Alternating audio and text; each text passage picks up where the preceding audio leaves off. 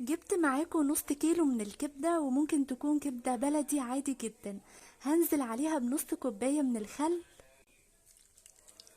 معلقة كبيرة هرمية من الفلفل على الثوم اللي احنا دقينه في الهون.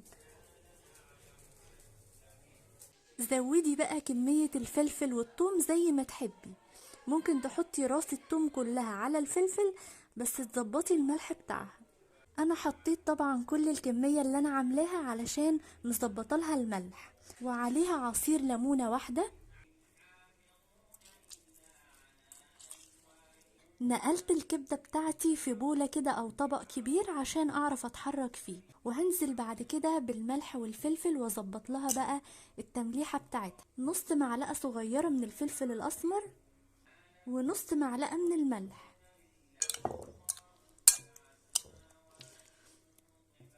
ظبطت لها الملح والفلفل، وهسيبها بقى في التتبيلة الحلوة ديت حوالي نص ساعة تلت ساعة زي ما تحبي. كل ما تقعد في التتبيلة اكتر هتديكي طعم احلى. احلى تتبيلة للكبدة الاسكندراني او الكبدة البلدي في 3 ثواني. عندك كمية الثوم وكمان الخل وكمان عصير الليمون اختياري، زوديهم او قلليهم براحتك جدا. جبت صينية فرن كده مستطيلة، ولو حابة الطاسة مفيش مشكلة. حطيت فيها نص كوباية من الزيت، حوالي 8-9 معالق كده، عشان الكبدة بتحب الزيت كتير. هخليه يسخن دقيقة واحدة، وانزل بعد كده بالفلفل. هشوح في الفلفل كده حوالي 5 دقايق ل7 دقايق، عيني عليه وبتابعه وبقلبه من وقت للتاني. عاوزاه يبقى دبلان حاجة بسيطة، ولما يوصل للمرحلة دي هوريهولك وهقولك على الوقت اللي خده بالظبط. النار تحتيه تكون متوسطة. اول ما يدبل حاجة بسيطة هنزل بعد كده بالكبدة. في كام تركية سحرية لسوى الكبدة، بس لو وصلتي لحد هنا في الفيديو ما تنسيش تعملي لي لايك حلو ومتابعة لو لسه اول مرة. في 3 تركات او 4 تركات سحرية كده عشان تطلع معاكي الكبدة.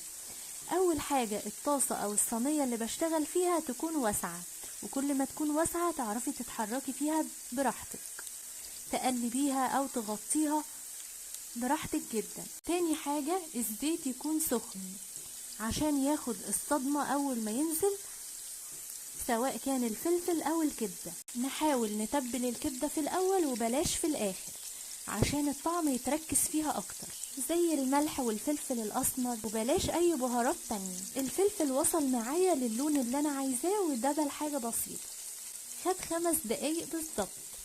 هننزل بعد كده بالكبدة بتاعتنا. اول ما انزل بالكبدة تكون النار عالية جدا او متوسطة، مايلة شوية للعالية. تقليب تقليب من كل جنب كده لحد ما تتغلف بكل الفلفل، وتلاقيها كمان لونها بدأ يبقى رصاصي ويغير شوية.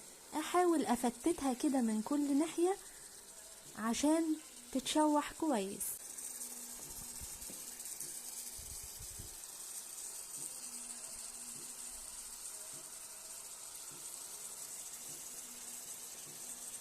اول ما انزل بالكبدة هعدلها حوالي 10 دقايق بالظبط.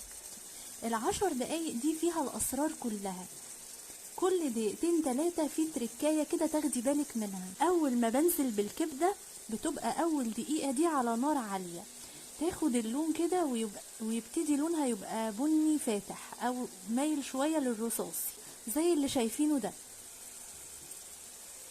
لسه فيها عصارة الدم كده بتنشف شوية شوية، وبنستنى عليها دقيقتين بس. بعد كده بتلاقيها بدأت تنزل المية او الصوص او العصارة.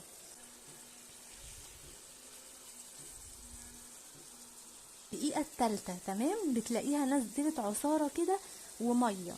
بجيب غطا حلة وبغطي بقى عليها، وبوطي النار تخليها زي الشمعة كده. هي بتستوي على البخار ده حوالي 8 دقايق.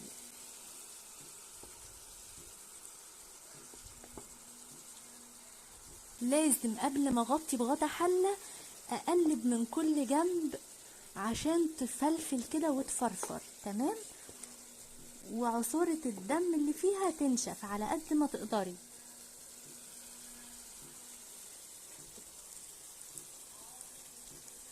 ريحتها في منتهى الجمال، الخل مع الليمون عطيها شغل عالي. طاسة الكبدة بتاعتنا جاهزة بعد 8 دقايق بالظبط. باش تسودي السوا بتاعها عشان ما تحسيش ان هي بدأت تشد معاكي وبقت زي الكاوتش.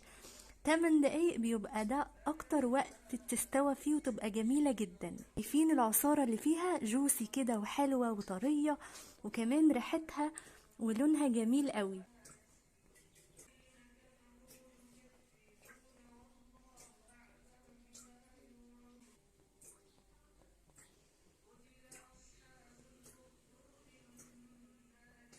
الأكلة دي هتنفع جنب المكرونة، جنب الرز الأبيض أو بالشعرية، هتنفع مع العيش الفينو وشيبسي ومخلل وسلطة، وتبقى أحلى غدوة.